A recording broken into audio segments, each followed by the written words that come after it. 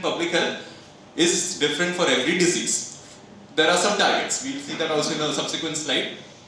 But without spending too much time on all that, we need to understand that the more resources we are spending in 2026 on TB means that every 1 rupee that is being spent on TB or is being lost because of TB is 1 rupee taken from NCD, from climate change, from air pollution. Plus in India, being frank, we have a lot of other problems. In the public health and in whatever, in Indian healthcare, we have a lot of issues. We don't need to go through all that. Our system is far from perfect. Right? So anyway, in a system which is far from perfect, which means, what I am trying to say is, resource utilization is also not good. We are poor at resource utilization. So in such a scenario, whatever resources are being allocated to healthcare, among that, the sooner we finish these last few miles of getting TB under an elimination curve, then what happens is, aage jaake we can actually start focusing more on other things. And when I say bring under elimination, means again being realistic. No one is saying that TB is suddenly going to just vanish. No, definitely not. But if the chain of transmission reaches below a threshold, then TB effectively ceases being as much of a public health problem as it is today. It will not have as much of an economic fallout as it is today. Economic impact, okay? Okay, before that, if we talk of diseases, if we rank the main groups of diseases by their mortality, which is the largest killer in the world and in India as of today? Cardiovascular disease. If you look at the wider, NCDs, in that cardiovascular, if you look at the wider family, includes stroke also, cardiocerebrovascular disease also. So today, anyone would like to guess where is TB on that list? Is it in the top 10, 20? Are you sure? How many people think that in 2026 TB is in the top 10 killers in the world and in India? Only 3 hands. In India, top 10. In India, top 10. In the world, it is less than that. Okay, because we are a huge chunk of the world's population and because our problems are similar to many other densely populated countries, let's say Sub-Saharan Africa, South Asia, Latin America, Central America and all. It is both for India and the world if you had to give a guess. Top 20, top 10, top 30. I know today is April Fool's Day, but don't worry, I'll not joke about this.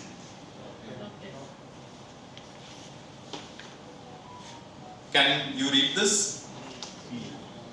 6. Number 6.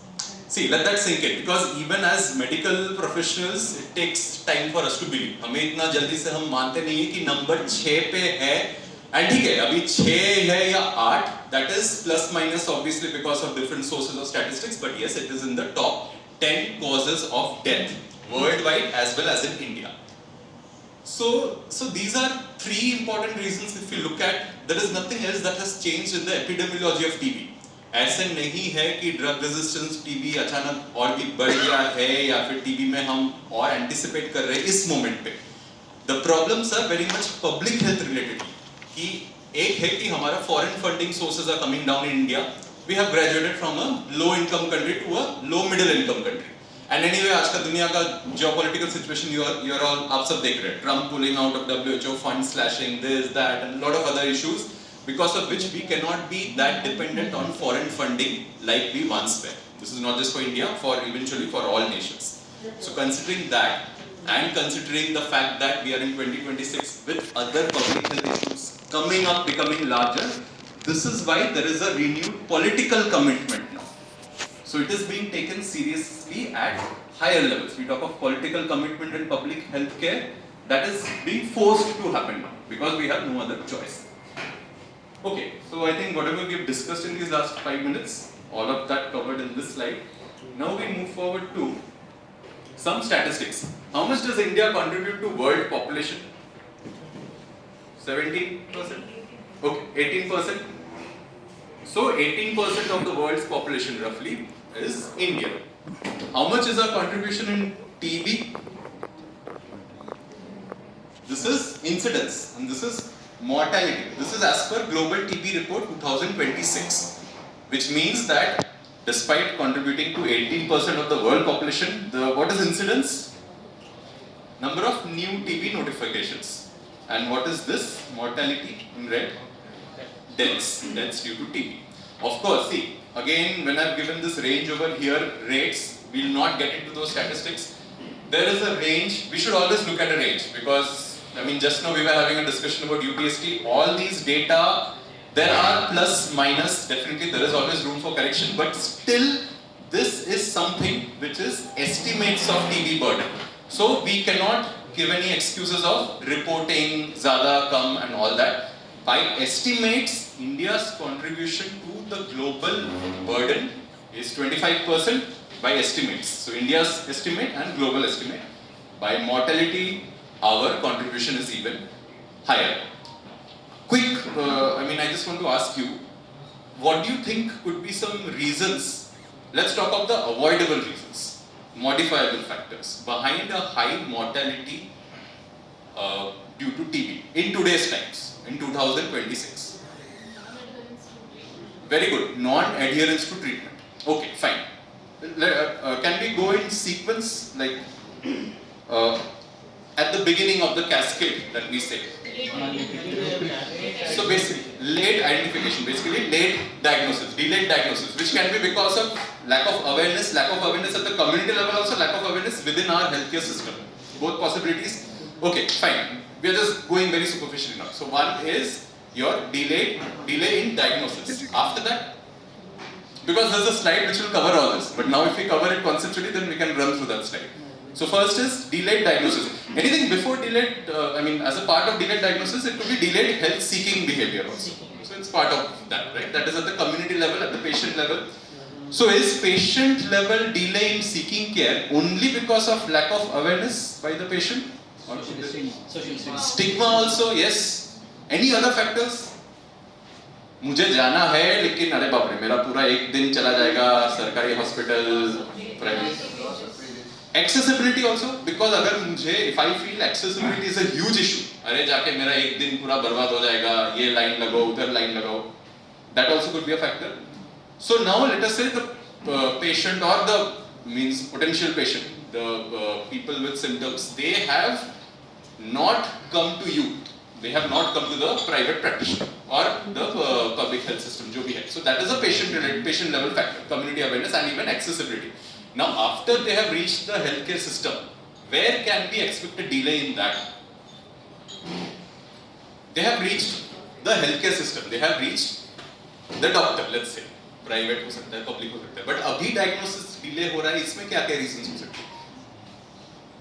There's a slide, I'm not showing it when we come to that slide, but then there's a reason I'm not showing that slide, because this is the major chunk of delay.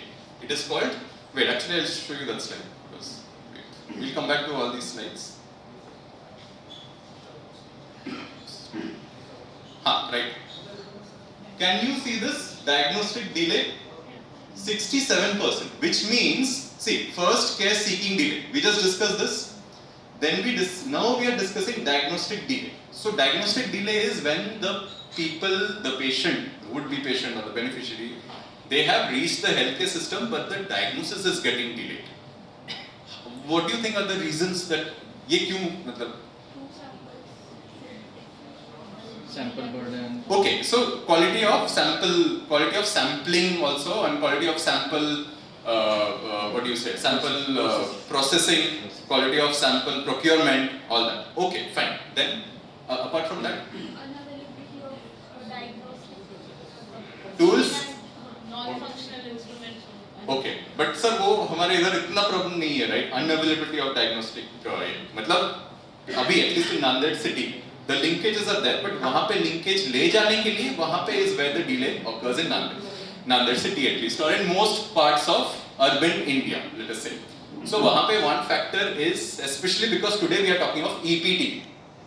In EPTB, missed or under diagnosis is a huge factor. Okay? We'll just look superficially at these because 20 minutes के हिसाब से. Then fine. Then after that we have treatment initiation delay.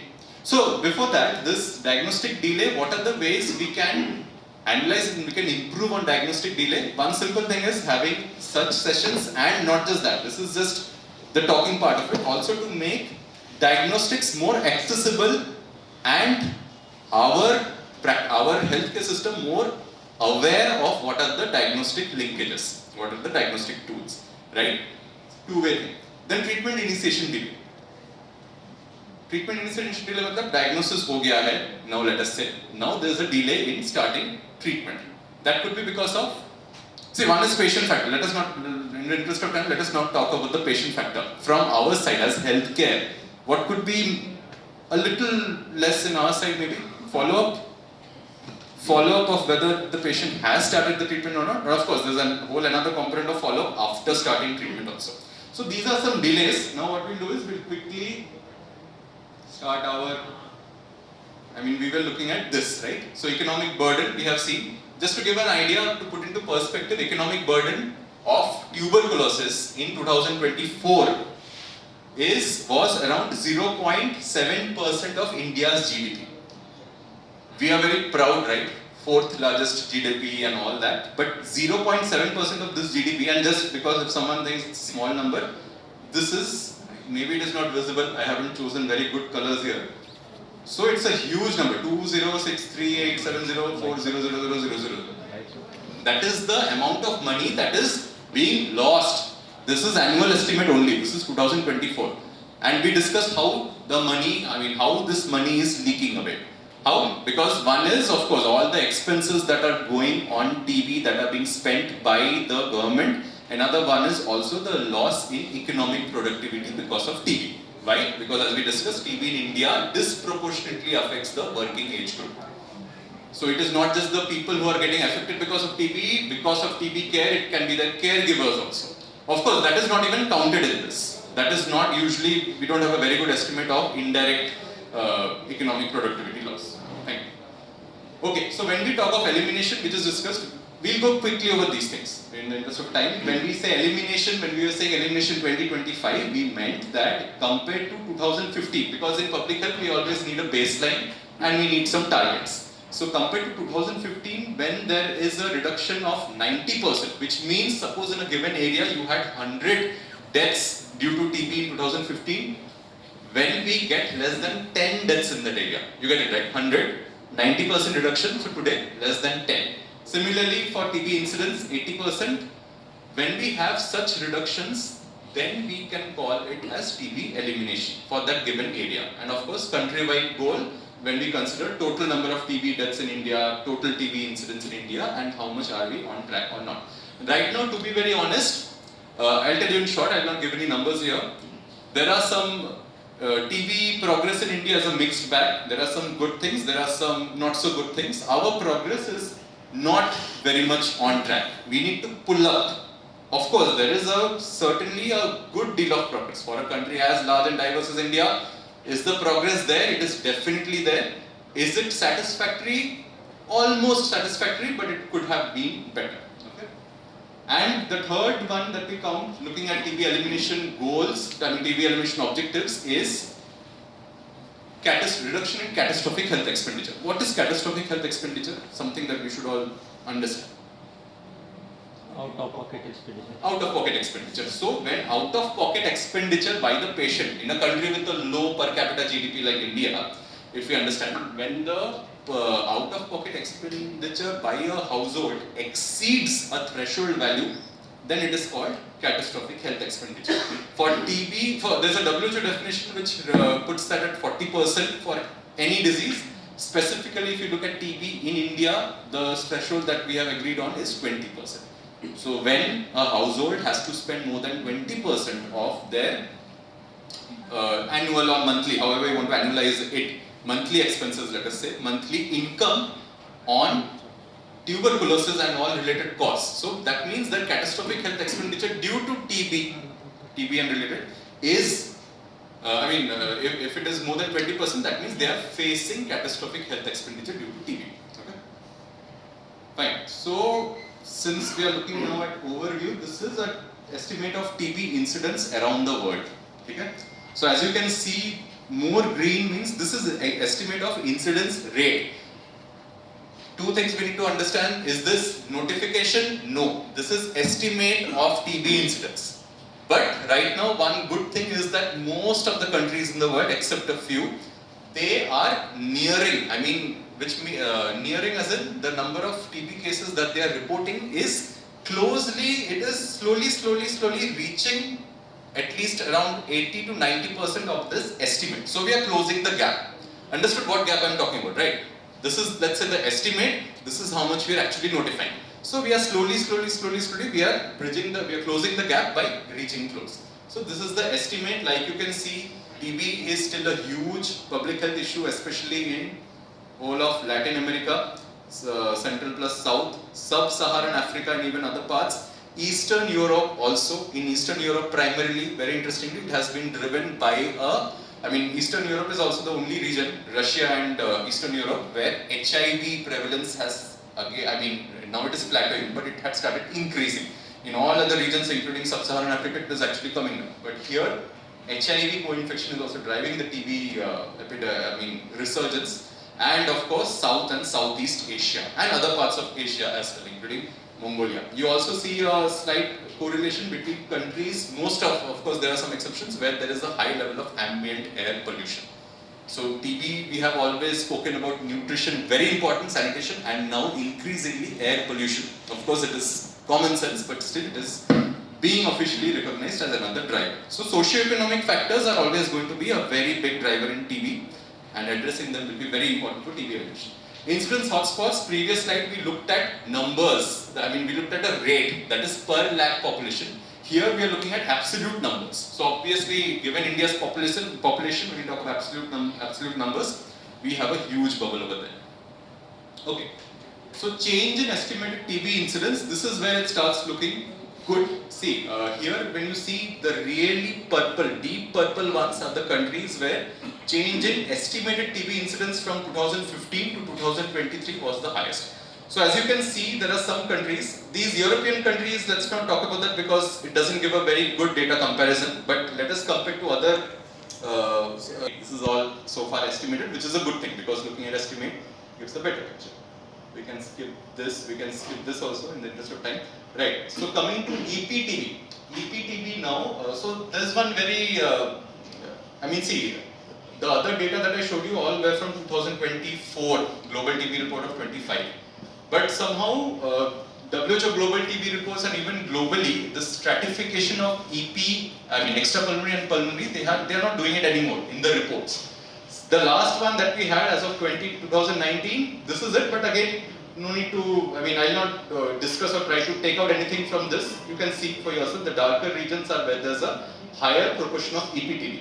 But one thing that is quite evident on this, with some exceptions of course, like China, is usually countries which do have, at least if you look at the Western countries and Australia and Japan and South Korea, and we'll see this subsequently, countries with better diagnostics usually have a higher proportion of EPTB. Now I just want to ask two things from whatever I just said. Maybe I said it a little too fast. This categorization of extrapulmonary and pulmonary, why do you think maybe, where do you think do you think there is some lacuna in that? There could be some mistake in even talking about it like that, extrapulmonary, pulmonary. I just went like a train last 5-10 minutes. Now I want to ask you again. नहीं, हम जो ऐसे करते हैं ना, extrapulmonary, pulmonary, ये सही है क्या?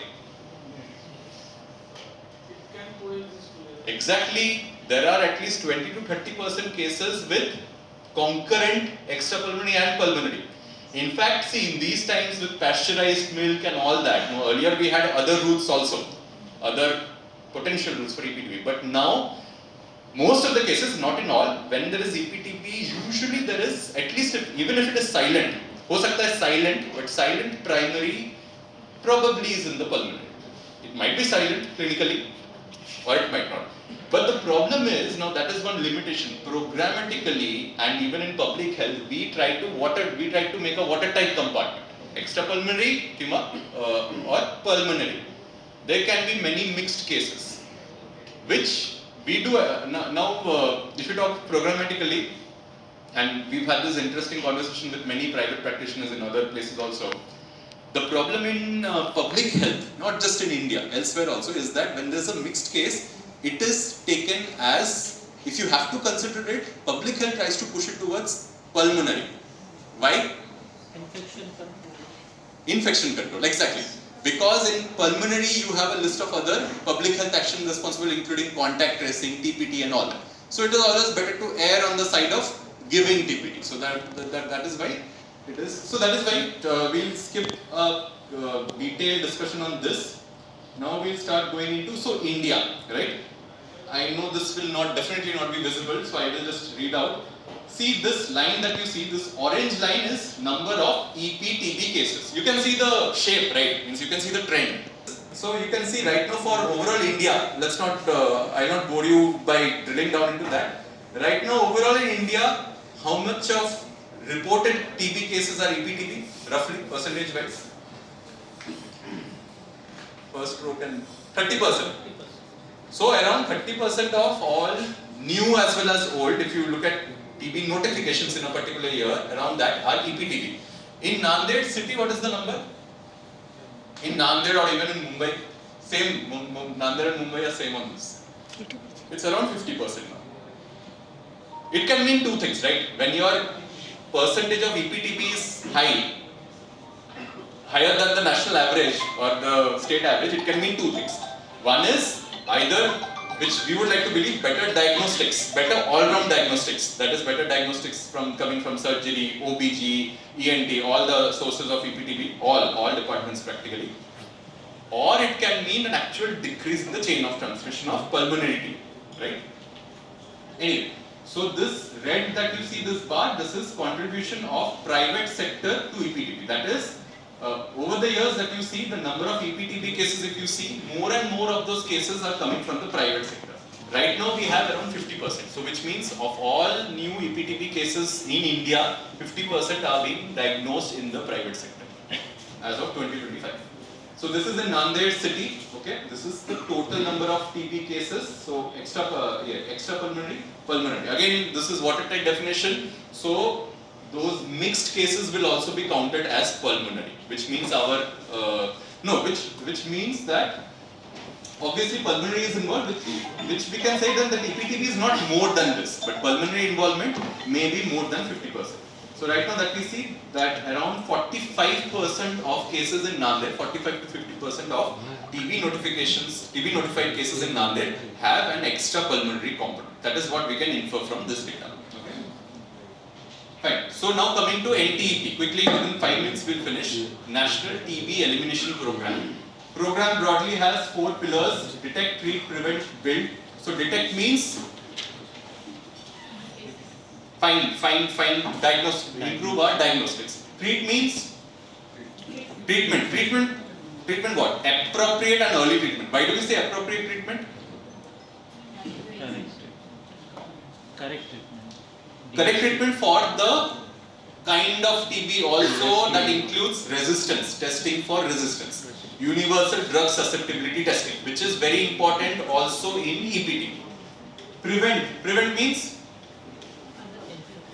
Yeah, prevent other people from getting. So there are a list of things, obviously. We talk of newer modalities like idle BCG and all that, but primarily we talk of TB preventive treatment, TPT. So people who have TB, especially pulmonary TB, right now our focus is on people with pulmonary TB. People who have TB which has some pulmonary involvement, their contacts need to be screened unless they have, the contacts themselves start developing active TB disease. These contacts need to be given TPT. Now, today's topic is not TPT, but just 1 minute on this. There's a lot of debate sometimes, which is a healthy debate also. Many people feel, what is the use of TPT? Does TPT really help? Will it not contribute to more resistance?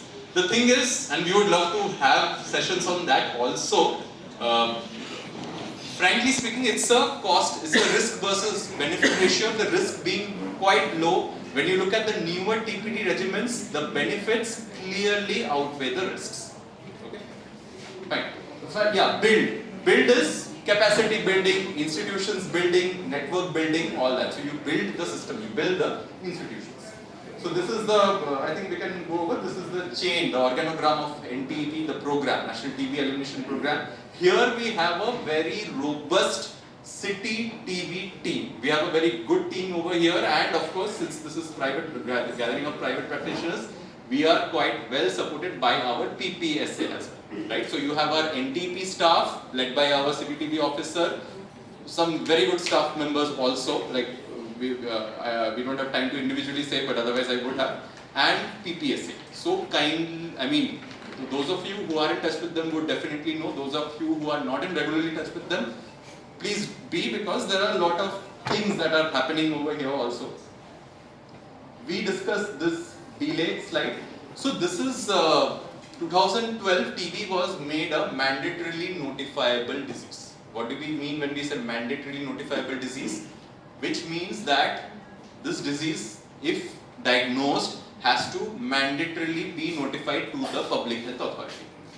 If not, in the IPC it was 269, 270, under the BNS also, sections 271, 272 may be invoked if there is failure to notify a case of TB. There were some amendments also. See, after that, after 2012, which included this provision by labs or even hospitals, health facilities to notify TB. After that, there was an amendment which added the component of public health action that is binding on the public health authority.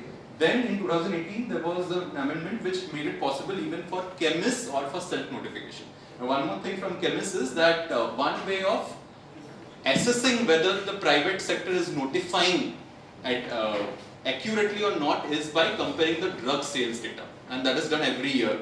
So this is very interesting. Drug sales data of the entire city and the surrounding districts are taken and it is compared. They adjust for factors like migration and for there are many patients who are diagnosed here but they take treatment here. Those adjustments are done, but this is done to keep a check.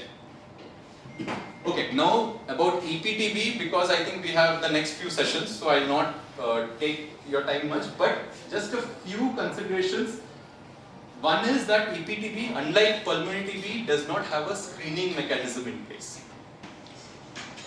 Okay, so here the last 2-3 slides that I'd like to just focus on is, here if you talk of analysis within Maharashtra and India sets, one question you might want to know, as per at least our records that we see, is there a higher mortality among extrapulmonary TB? No.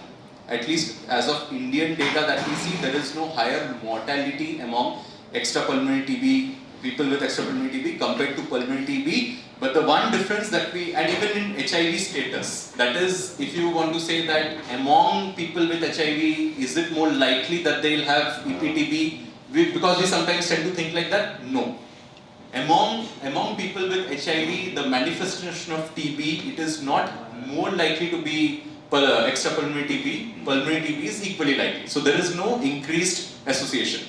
Here the only finding that comes out that I'll just maybe bring your focus to that is that across the world, hospitalization duration as well as cost incurred during treatment was statistically significant, higher in EPTB cases than in pulmonary TB cases.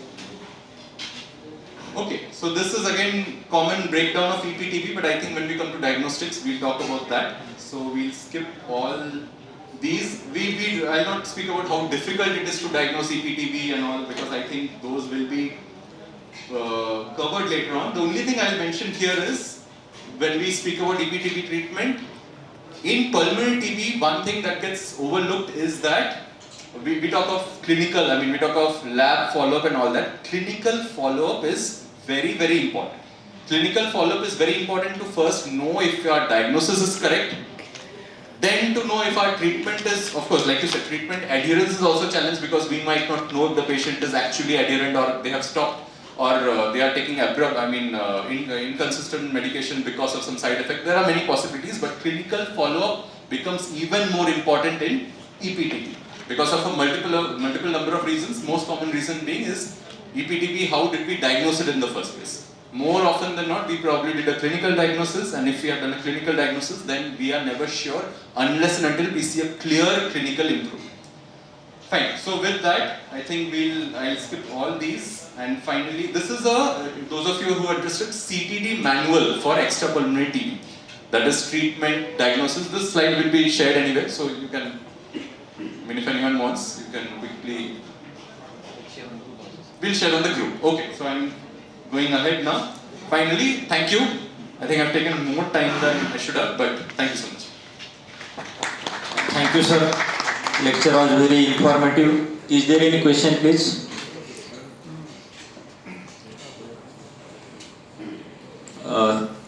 I request Dr. Maisha